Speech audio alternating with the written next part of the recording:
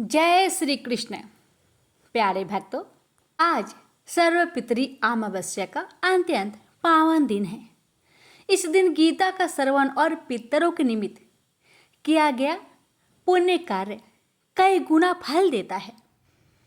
शास्त्रों में कहा गया है, गीता पाठ पितरों को तृप्त करता है और जीवितों को भक्ति व मोक्ष की ओर अग्रसर करता है।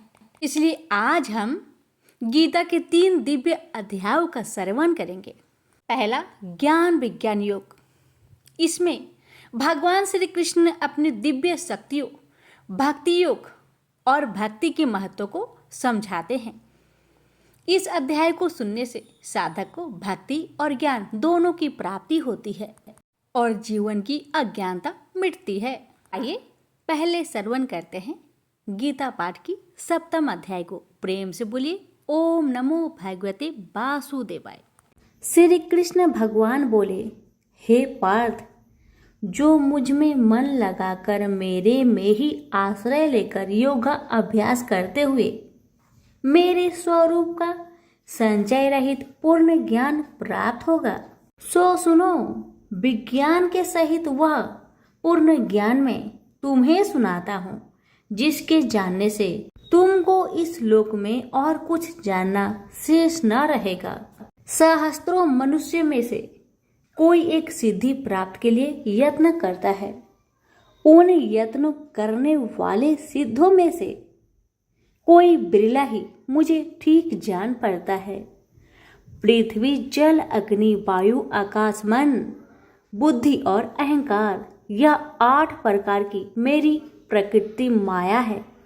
इस प्रकृति को अपरा, अचेतन अर्थात जड़ कहते हैं।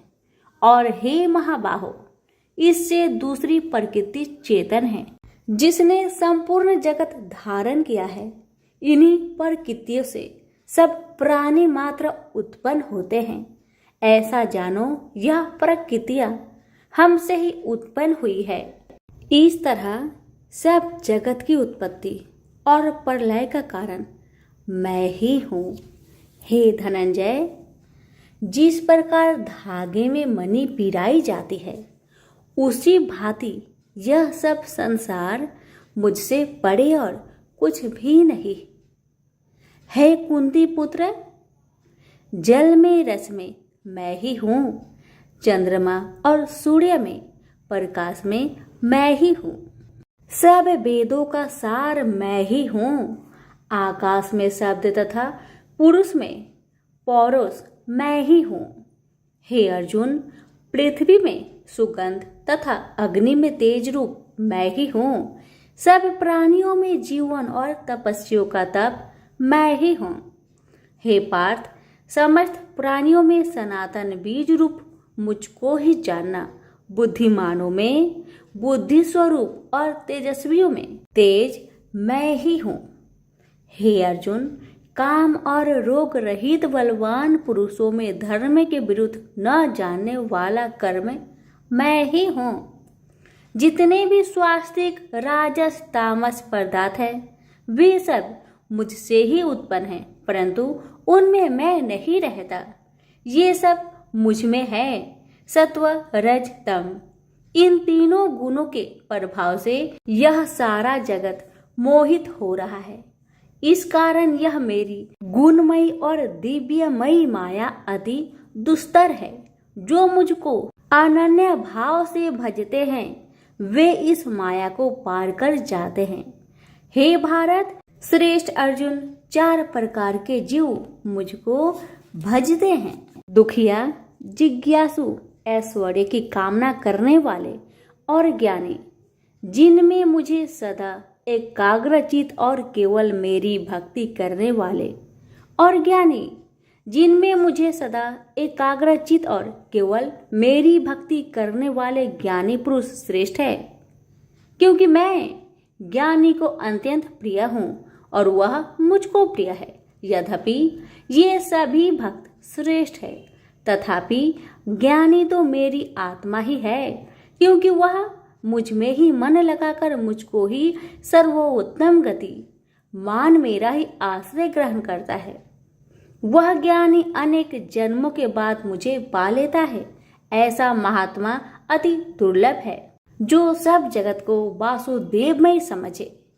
हे अर्जुन, जो भक्त श्रद्धा पूर्वक जिस जिस देवता का पूजन करना चाहते हैं, उन पुरुषों की उस श्रद्धा को मैं दृढ़ कर देता हूँ।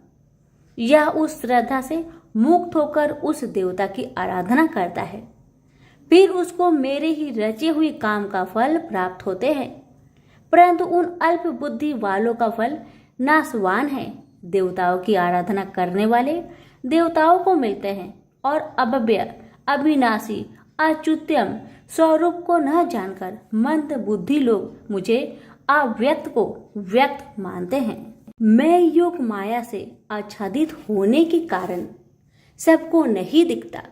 उसी से मूर्ख लोग अनादि तथा अविनाशी मुझको नहीं जानते।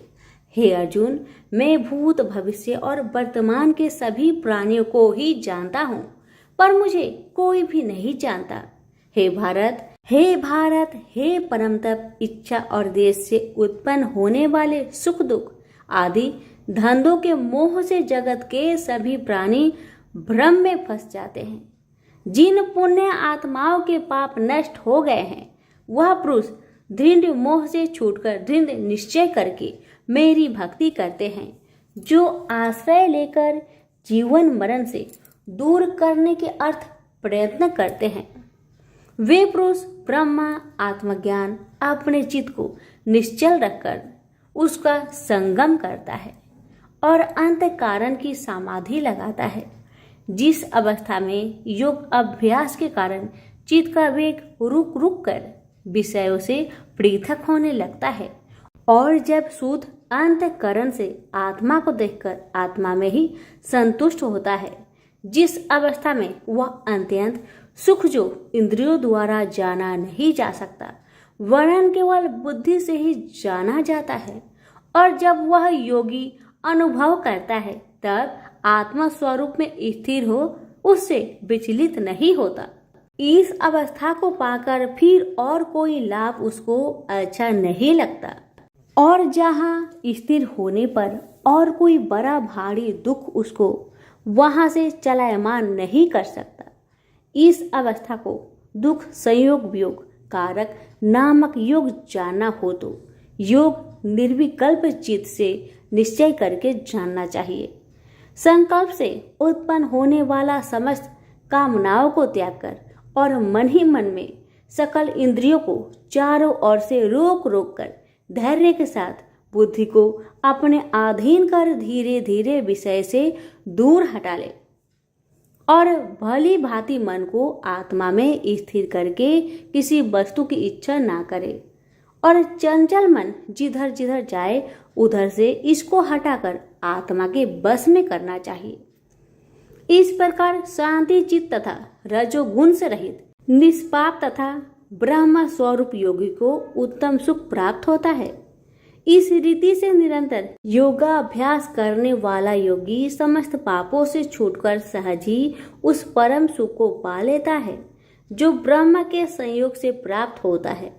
जिसका मन योग में स्थिर हो गया है, उसकी दृष्टि भी सर्वत्र समान हो जाती है और वह सब प्राणियों में अपने को और अपने में सब प्राणियों को देखता है, जो सब प्राणियों में मुझको और मुझ में सब प्राणियों को देखता है। मैं उससे अलग नहीं रहता और मुझसे वह अलग नहीं रहता। जो अभेद भाव से रहता है, सब प्राणियों में स्थिर हो मेरा मनन करता है, वह योगी चाहे जिस अवस्था में रहे मुझ में मिल जाता है। हे अर्जुन, जो समस्त प्राणियों के दुख सुख के समान समझता है और सबको समान देखता है, वही श्रेष्ठ योगी है। अर्जुन बोले, हे मधुसूदन, आपने जो योग बताया कि सबको अपने ही समान देखे, सो मन के चंचल होने के कारण मैं उसको अपने में दृढ़ स्थिर नहीं देखता हूँ। हे श्री कृष्ण, यह चंचल मन बड़ा ही हठी पराक्रमी और दृढ़ है। इसको अपने अधीन रखना तो मुझे वायु को बांध रखने के समान ही प्रतीत होता है। श्री कृष्ण भगवान ने कहा, हे महाबाहो, इसमें संदेह की मन अति चंचल है। तो भी हे कुंती पुत्र, अभ्यास और वैराग्य से इसे बस में किया जा सकता है। जिसका मन बस में नहीं, उसको योग अति दुर्लभ है। अर्जुन ने कहा, हे श्री कृष्ण, जिसमें श्रद्धा तो है पर योग प्राप्त करने में सफल नहीं हुआ है और जिसका चित्त योग से विचलित हो गया है, वह योग सिद्धि न पाने से किस गति को प्राप्त होता है। श्री कृष्ण बोले, हे अर्जुन, उसका यहाँ नाश नहीं होगा पर परलोक में भी नहीं होगा, क्योंकि उत्तम कर्म करने वाले किसी मनुष्य की दुर्गति नहीं होती। वह योग में असफल मनुष्य बहुत दिनों तक पुण्यवानों को प्राप्त होने वाले लोकों में वास करता है और फिर वहां से किसी पवित्र और धनवान मनुष्य घर में आकर जन्म लेता है। इस प्रकार का जन्म पाना भी इस लोक में बड़ा दुर्लभ है। हे कुरुनंदन, यह योगियों के बस में जन्म लेकर पूर्व जन्म की बुद्धि संस्कार अर्थात आत्मज्ञान को पाता है और उससे अधिक सिद्धि के लिए यत्न करता हूँ। पूर्व जन्म में किए योग अभ्यास के बल में अनेक विघ्नों को पड़ने पर भी यह मोक्ष को प्राप्त होता है। योग की केवल इच्छा ही हो तो पुरुष शब्द ब्रह्म के परे जा पहुंचता है। जो बड़े परिश्रम और यत्न से योग अभ्यास करता है, वह पापों से छूट मोक्ष को पाता है। बड़े तपस्वियों से योगी श्रेष्ठ है। जो शुद्ध होकर अनेक जन्मों में परिश्रम करके सफल होता है और ज्ञानियों से भी योगी श्रेष्ठ है। इसलिए हे अर्जुन, तुम योगी बनो। केवल मुझ में ही मन लगाकर योग प्राप्ति के लिए जो मेरा भजन करता है, उसको समस्त योगियों के मध्य से मैंने अत्यंत श्रेष्ठ माना है। प्रेम से बोलिए श्री कृष्ण भगवान की जय। आप सुनिए श्रीमद् भगवत गीता पाठ अध्याय 7 की महात्म्य। भगवान शिव कहते हैं, हे पार्वती, अब मैं 7वें अध्याय का महात्म्य बतलाता हूँ, जिसे सुनकर कानों में अमृत राशि भर जाती है। पाटलिपुत्र नामक एक दुर्गम नगर है, जिसका गोपुर बहुत ही ऊंचा है। उस नगर में शंकुकर्ण नामक एक ब्राह्मण रहता था। उसने वेश्यावृत्ति का आश्रय लेकर बहुत धन कमाया, किंतु ना तो कभी पितरों का तर्पण किया और ना देवताओं का पूजन ही। वह धनोपार्जन में तत्पर होकर राजाओं को ही भोज दिया करता था। एक समय की बात है, उस ब्राह्मण ने अपना चौथा विवाह करने के लिए पुत्र और बंधुओं के साथ यात्रा की। मार्ग में आधी रात के समय जब वह सो रहा था, तब एक सर्प ने कहीं से आकर उसकी बाह में काट लिया। उसके काटते ही ऐसी अवस्था हो गई कि मणि, मंत्र और औषधि आदि से भी उसके शरीर की रक्षा असाध्य जान पड़ी। तत्पश्चात कुछ ही क्षणों में उसके प्राण पेखरू उड़ गए। वह प्रेत बना। फिर बहुत समय के बाद वह प्रेत सर्प योनि में उत्पन्न हुआ। उसका बीत धन की वासना में बंधा था। उसने पूर्व वृत्तांत को स्मरण करके सोचा, मैंने घर के बाहर करोड़ों की संख्या में अपना जो धन गार रखा है, उससे इन पुत्रों को वंचित करके स्वयं ही उसकी रक्षा करूंगा। सांप की योनि से पीड़ित होकर पिता ने एक दिव्य सपना में अपने पुत्र के समक्ष आकर अपना मनोभाव बताया। तब उसके पुत्र ने सवेरे उठकर बड़े विस्मय के साथ एक दूसरे से सपने की बातें कही। उनमें से झंझला पुत्र कुदाल हाथ में लिए घर से निकला और जहां उसके पिता सर्प योनि धारण करके रहते थे, उस स्थान पर गया। यद्यपि उसे धन के स्थान पर ठीक ठीक पता नहीं था, तो भी उसने जीहो से उसका ठीक निश्चय कर लिया और लोभ बुद्धि से वहां पहुंचकर बाबी को खोदना आरंभ किया। तब उस बाबी से बड़ा भयानक सांप प्रकट हुआ और बोला, ओ मूर्ख, तू कौन है? किस लिए यहाँ आया है? यह बिल क्यों खोद रहा है? किसने तुझे भेजा है? ये सारी बातें मेरे सामने बता। पुत्र बोला, पिताजी, आपकी मुक्ति कैसे होगी? इसका उपाय मुझे बतलाइए, क्योंकि मैं इतनी रात को सब लोगों को छोड़कर आपके पास आया हूँ। पिता बोले, बेटा, गीता के अमृतमय 7वें अध्याय को छोड़कर मुझे मुक्त करने में तीर्थ, दान, तप और यज्ञ भी सर्वथा समर्थ नहीं है। केवल गीता का 7वां अध्याय ही प्राणियों के जरा मृत्यु आदि दुखों को दूर करने वाला है। पुत्र, मेरे श्राद्ध के दिन गीता के 7वें अध्याय का पाठ करने वाले ब्राह्मण को श्रद्धा पूर्वक भोजन कराओ। इससे निसंदेह मेरी मुक्ति हो जाएगी। बस अपनी शक्ति के अनुसार पूर्ण श्रद्धा के साथ निर्वर्षी और वेद विद्या में प्रवीण अन्य प्राणी को भी भोजन कराना। सर्प योनि में पड़े हुए पिता के यह वचन सुनकर सभी पुत्र ने उनकी आज्ञा अनुसार तथा उससे भी अधिक किया। अब शंकुकर ने अपने सर्प शरीर को त्याग कर दिव्य देह धारण किया और सारा धन पुत्रों के अधीन कर दिया।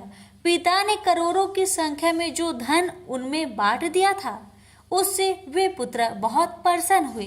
उनकी बुद्धि धर्म में लगने लगी थी, इसलिए उन्होंने बावली, कुआं, पोखरा, यज्ञ तथा देव मंदिर के लिए उस धन का उपयोग किया और अन्य शाला भी बनवाए।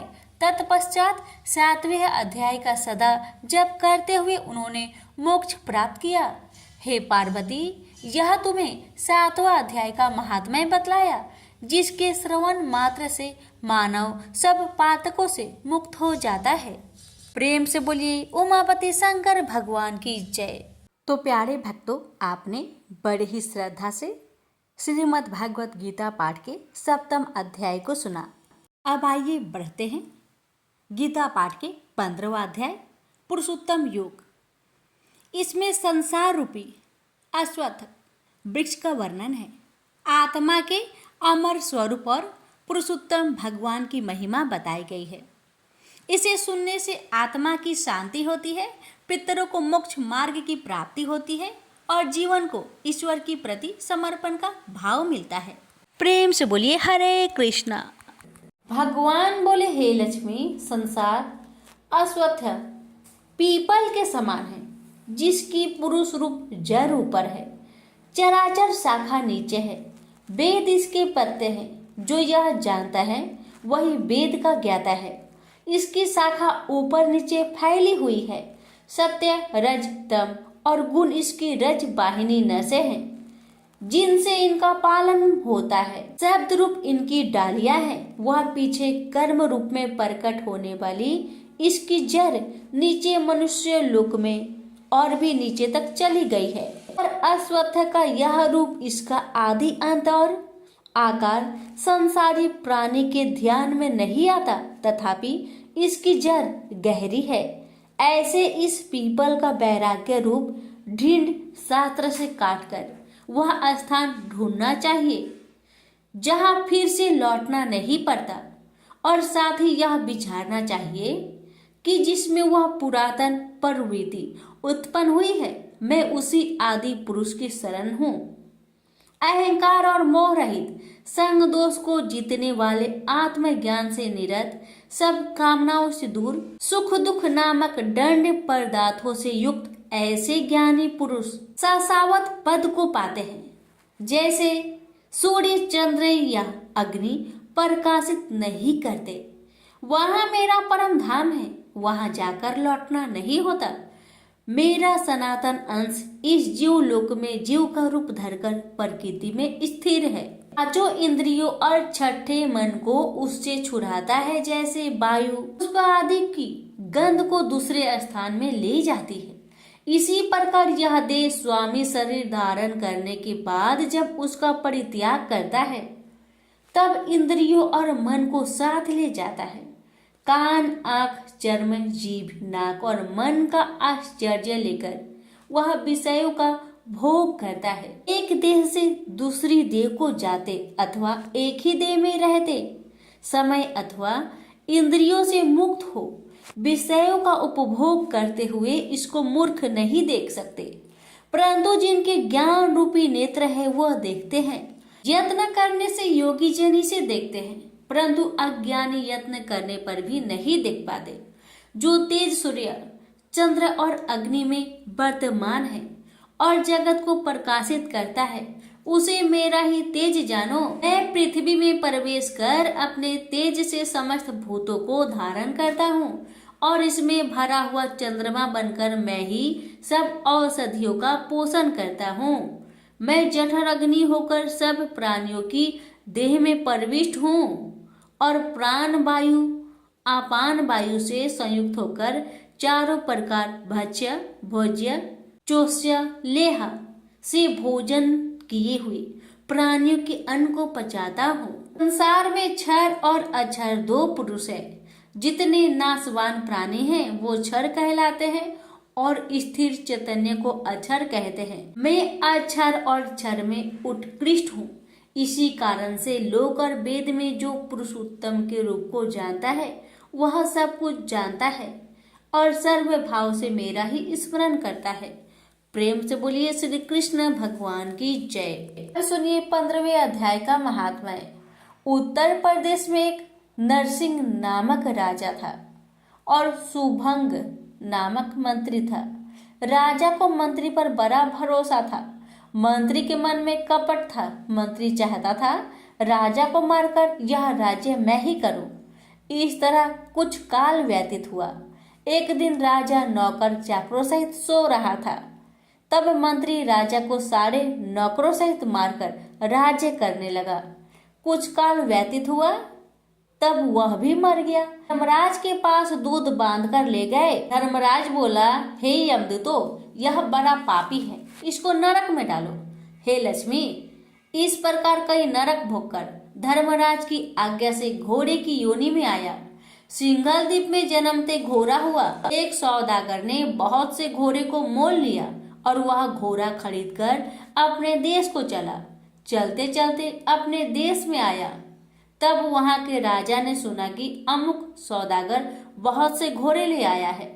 तब राजा ने उसे बुलाया और कई घोड़े खरीदे। उस घोड़े को भी खरीदा। जब उस घोड़े ने राजा को देख उसने सिर फेर लिया। यह देख राजा बोला, क्या बात है जो घोड़े ने सिर फेरा है? राजा ने पंडित को बुलाकर पूछा कि इस घोड़े ने हमें देखकर सिर क्यों फेरा, इसका क्या कारण है? पंडित ने कहा, राजन, इस घोड़े ने तुमको सिर नवाया है। राजा ने कहा, यह बात नहीं है।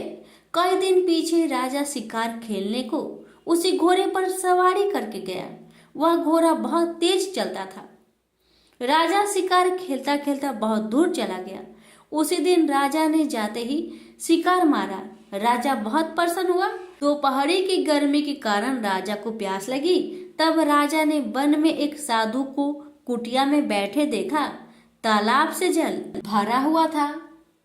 वहां राजा उतरा, घोड़े को वृक्ष में बांधकर कुटिया में गया तो साधु अपने पुत्र को गीता जी के 15वें अध्याय का पाठ सिखा रहा था। वृक्ष के पट्टे पर श्लोक लिखकर बालक से कहा, खेलते भी रहो और इसको कंठ करो। उस पत्ते को घोड़े ने देखा तो तुरंत उसकी देह छूट गई। देवदेही पाई। स्वर्ग से विमान आया, उस पर बैठ बैकुंठ को चला। इतने में ही राजा जल पीकर बाहर आया। देखा तो घोड़ा मरा है। राजा चिंतित होकर बोला, यह घोड़ा किसने मारा है? इसे क्या हुआ? इतने में वह बोला, हे राजन, तेरे घोड़े का चैतन्य मैं हूँ। मैंने अब देवदेही पाई है, बैकुंठ को चला हूँ। राजा ने पूछा, तुमने कौन सा पुण्य किया है? घोड़ा बोला, यह बात ऋषिवर से पूछो। राजा ने मुनीश्वर से पूछा। मुनि बोला, हे राजन, गीता जी का श्लोक लिखा हुआ पत्ता इसके आगे पड़ा है। घोड़े ने यह अक्षर देखे हैं, इस कारण घोड़े की सदगति हुई है। श्री नारायण जी बोले, हे लक्ष्मी, यह गीता के 15वें अध्याय का महात्म्य मैंने तुमको सुनाया। प्रेम से बोलिए लक्ष्मी नारायण की जय। तो भक्तों, गीता पाठ की 15 अध्याय यहाँ पर पूर्ण हुई। अब आइए बढ़ते हैं 18वां अध्याय मोक्ष संन्यास योग की ओर। यह गीता का अंतिम और सार स्वरूप अध्याय है। इसमें कर्तव्य तथा संन्यास और भगवान की शरणागति का महत्व बताया गया है।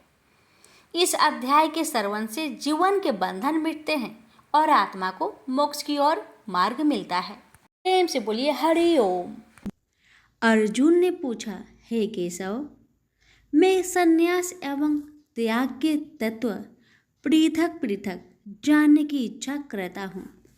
श्री कृष्ण बोले, हे पार्थ, कामना वाले कर्मों के त्याग को ज्ञानी लोग संन्यास मानते हैं और अज्ञानी पुरुष फल के त्याग को त्याग कहते हैं।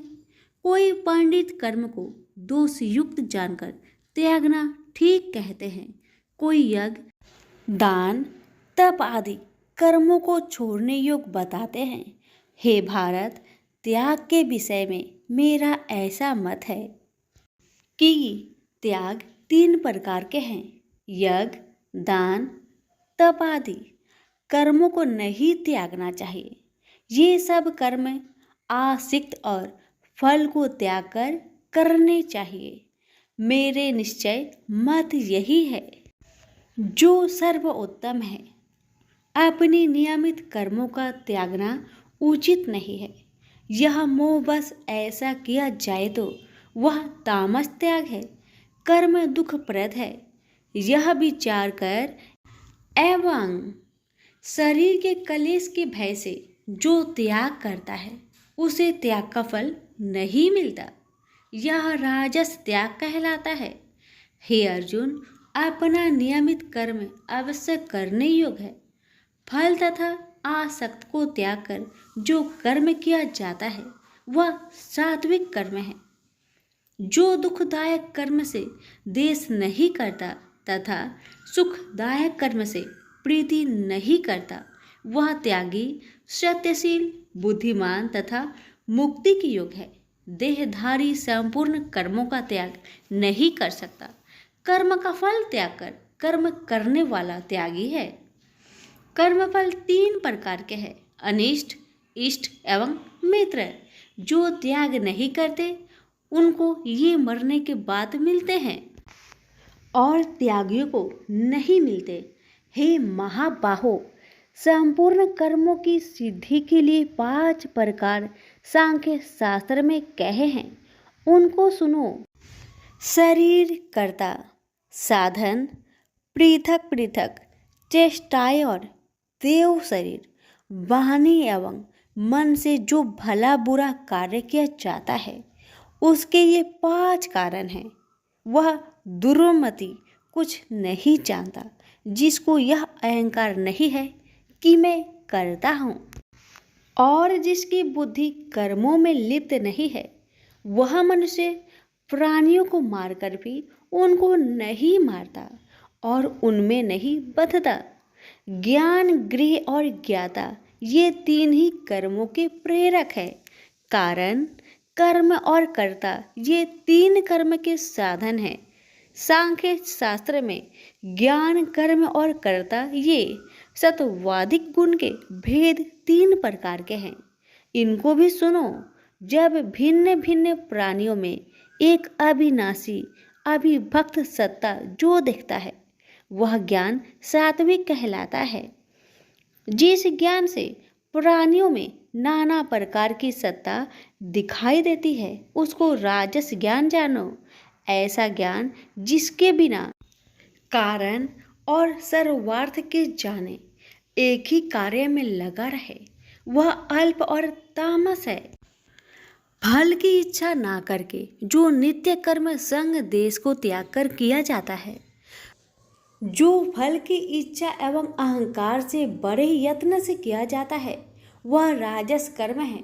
जो कर्म परिमाण धन का खर्च, दूसरे की पीड़ा और अपना पुरुषार्थ न जानकर मोहबस किया जाता है वह तामस कर्म कहलाता है। संग से रहित अहंकार, धैर्य और उत्साह युक्त सिद्ध व असिद्धि में समान रहता है वह सात्विक कर्म कहलाता है। गुण की तरह बुद्धि और धर्म के इनके भी 3 भेद है, सुनो। जो बुद्धि पर वृत्ति, निवृत्ति, कर्तव्य, अकर्तव्य, भय, अभय और बंधन मोक्ष को जानता है वह सात्विकी है। हे पार्थ, जिससे धर्म अधर्म और कर्तव्य अकर्तव्य का ठीक निश्चय नहीं होता वह राजसी है। जिस अज्ञान से ढकी बुद्धि करके मनुष्य अधर्म को धर्म मानता है वह तामसी है। जो कथा प्रसंग से फल की इच्छा करता है, जो धर्म अर्थ काम को धारण करता है वह राजसी वृत्ति है। जो मूर्ख, निंद्रा, भय, शोक विषाद एवं मद को नहीं त्यागता वह तामसी वृत्ति है। अब तीनों प्रकार के सुखों को सुनो। जिसका योगाभ्यास में चित रहता है उसके दुख का अंत हो जाता है। सुख सात्विक है, आरंभ में विष के समान और अंत में अमृत के तुल्य होता है। सुख आरंभ में अमृत तुल्य, अंत में विष के तुल्य विषयों और इंद्रियों के संयोग से होता है। उसे राजसी सुख कहते हैं। जो सुख आदि और अंत दोनों में मनुष्य को मोह में फंसाता है और जो आलस्य तथा प्रमोद से उत्पन्न होता है वह तामस सुख है।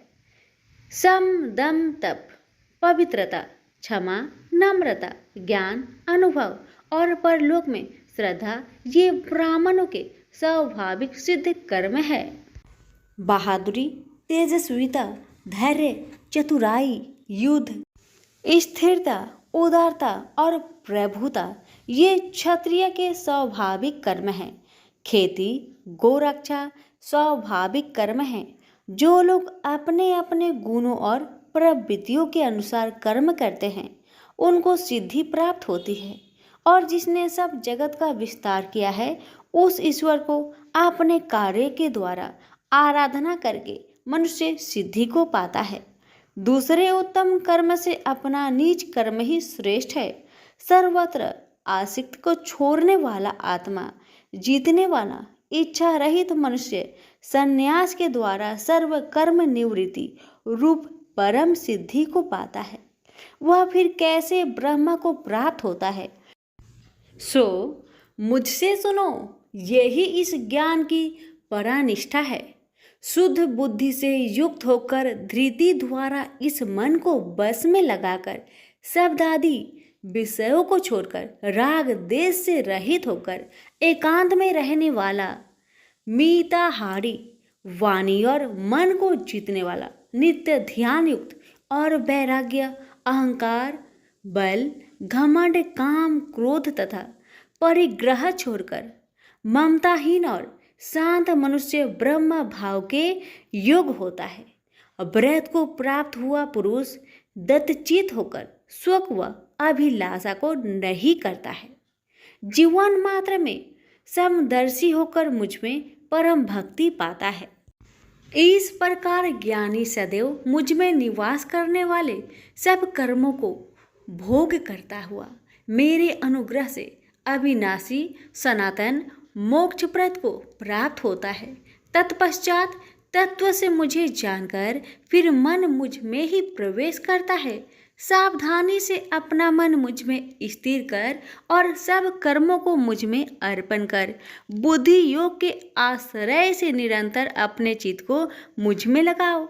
मेरे में चित्त लगाकर मेरी कृपा से दुर्गम कष्टों से तर जाओगे। यदि अहंकार से मेरी बात सुनोगे तो नष्ट हो जाओगे। यदि अहंकार का आश्रय लेकर युद्ध नहीं करूँगा ऐसा मानते हो तो यह तुम्हारा निश्चय झूठा है, क्योंकि स्वभाव तुम्हें युद्ध करवाएगा। हे कौतन्य, जिस कर्म को तू अब मोह से करना चाहता है उसे अपने स्वाभाविक कर्म से बंधा हुआ बेबस होकर करेगा। हे अर्जुन, जीवों के हृदय में स्थिर ईश्वर उनको माया से भ्रमा रहा है, मानो सब यंत्र पर चढ़े हैं। हे भारत, सब भावों में उसी की कृपा से परम शांति एवं मुक्ति को पाओगे। यह गूढ़ ज्ञान मैंने तुमसे कहा है, इसे भली भांति विचार कर जैसा चाहते हो वैसा ही करो। अब तू सबसे गूढ़ वचन भी सुन, क्योंकि तू मेरा परम मित्र है, इसलिए मैं तेरे हित ही कहूँगा। मेरे में मन लगाओ, मेरे ही भक्त हो, मेरे ही यज्ञ करो और मेरा ही नाम जपो। सब धर्मों को छोड़कर मेरी शरण में आओ, मैं तुम्हें सब पापों से छुड़ा दूंगा। यह मेरा रहस्य ऐसे पुरुष जो तप न करता हो, मेरा भक्त ना हो, कभी भी नहीं कहना चाहिए। जो इस परम गुप्त ज्ञान को मेरे भक्तों में प्रकट करेगा वही मेरी परम भक्ति को पाकर अंत में निश्चय ही मुझ में लीन हो जाएगा। इस धर्म संवाद को जो कोई पढ़ेगा उसे मैं समझूंगा कि उसने ज्ञान यज्ञ से मेरी पूजा की है। जो श्रद्धावान पुरुष दोष ढूंढे बिना इसको सुनेगा वह भी मुक्त होकर पुण्य आत्माओं को मिलने वाले शुभ लोक को प्राप्त होगा। हे पार्थ, तुमने एकाचरित से मेरे कहे हुए उपदेश को सुना या नहीं? हे धनंजय, तुम्हारा अज्ञान से उत्पन्न हुआ मोह नष्ट हुआ या नहीं? अर्जुन ने कहा, हे भगवान, आपकी कृपा से मेरा मोह नष्ट हो गया और स्मृति जागृत हुई है। अब मैं निसंदेह आपकी आज्ञा पर स्थिर हूँ और जैसा आपने कहा है मैं वैसा ही करूँगा। संजय बोले, हे धृतराष्ट्र, मैंने महात्मा वासुदेव और अर्जुन का यह प्रेरणा देने वाला अद्भुत संवाद सुनाया व्यास जी की कृपा से। साक्षात योगेश्वर श्री कृष्ण जी के मुख से इस परम गुहा संवाद को मैंने सुना। हे राजन, श्री कृष्ण और अर्जुन के इस अद्भुत पुण्य कारक संवाद को स्मरण करके मन बार बार प्रसन्न होता है। श्री कृष्ण भगवान के उस अद्भुत रूप को स्मरण करके मुझे बड़ा ही विस्मय होता है। हे राजन, मैं बारंबार प्रसन्न होता हूँ। मेरी ऐसा धारणा है कि जहाँ योगेश्वर भगवान श्री कृष्ण हैं और जहाँ पार्थ जैसा धनुर्धर है, वही राजलक्ष्मी, विजय, ऐश्वर्य और अटल नीति है। सभी प्रेम से बोलिए श्री कृष्ण भगवान की जय हो। सुनिए 18वें अध्याय का महात्म्य। श्री भगवान जी बोले, हे लक्ष्मी, अब 18वें अध्याय का महात्म्य सुन। जैसे सब नदियों में गंगा जी, गौ में कपिला, कामधेनु और ऋषियों में नारद श्रेष्ठ है, उसी तरह गीता जी के सब अध्यायों में 18वां अध्याय श्रेष्ठ है। एक समय सेमरु पर्वत पर देवलोक में इंद्र अपनी सभा लगाए बड़ी प्रसन्नता में बैठे थे। उर्वशी नृत्य कर रही थी। इतने में एक चतुर्भुज रूप जीव को पार्षद ले आए और इंद्र को वह बहुत अखरे। उस तेजस्वी को बैठा तो दिया, किंतु अपने गुरु बृहस्पति जी से कहा, हे गुरुदेव, आप त्रिकालदर्शी हो, देखो इसने ऐसा कौन सा पुण्य किया है जिससे यह इंद्र आसन का अधिकारी हुआ। मेरे जाने तो इसने तीर्थ व्रत या दान कोई नहीं किया, शिवालय व ठाकुर मंदिर नहीं बनवाया, तालाब नहीं खुदवाया। यह सब बातें बृहस्पति जी ने भगवान से कही। तब भगवान ने बृहस्पति जी से कहा कि इसके मन में तो भोगों की वासना थी, परंतु यह गीता जी के 18वें अध्याय का नित्य पाठ करता था। इससे जब इसने अपनी देह को त्यागी, तब मैंने आज्ञा करी, हे पार्षदों, तुम इसको पहले ले जाकर इंद्र लोक के सुख भोगवाओ। जब इसका मनोरथ पूर्ण हो जाए, तब मेरी सायुज्य मुक्ति को पहुंचा दो। सो तुम जाकर भोगों की सामग्री इकट्ठी कर दो। तब इंद्र आदि सब देवताओं ने आकर भोगों की सब वस्तु एकत्र कर दी और कहा, पहले तुम इंद्र लोक के सुखों को भोगो। बहुत काल तक इंद्रपुरी के सुख भोग कर फिर भगवान की कृपा से सामुज्य मुक्ति पाकर बैकुंठ का अधिकारी हुआ। श्री नारायण जी बोले कि हे लक्ष्मी, यह 18वें अध्याय का महात्मा है। गंगा, गीता, गायत्री, कलयुग में यह तीनों मुक्ति की दाता है। प्रेम से बोलिए लक्ष्मी नारायण की जय। प्यारे भक्तों, आज सर्वपितृ अमावस्या के पावन अवसर पर हमने श्रीमद् भागवत गीता के 7वें, 15वें और 18वें अध्याय का श्रवण किया। इस पवित्र श्रवण से हमारे पितर तृप्त हुए हैं और भगवान विष्णु हम सब पर कृपा करेंगे। तो भी भक्त श्रद्धा और भक्ति से इस दिव्य कथा को सुने हैं, उनके कुल में सुख, शांति, समृद्धि और मोक्ष की प्राप्ति होगी। हे प्रभु, आज का पुण्य हम सबके पितरों को अर्पित है। वे तृप्त हो और हम सब पर अपना आशीर्वाद बनाए रखे। आप सभी भक्तों को साधुवाद, भगवान श्री कृष्ण और पितरों की ओर से मंगल आशीर्वाद। प्रेम से बोलिए हरि बोल, हरि बोल। पितृ देवता की जय। वीडियो पसंद आने से लाइक शेयर अवश्य करें।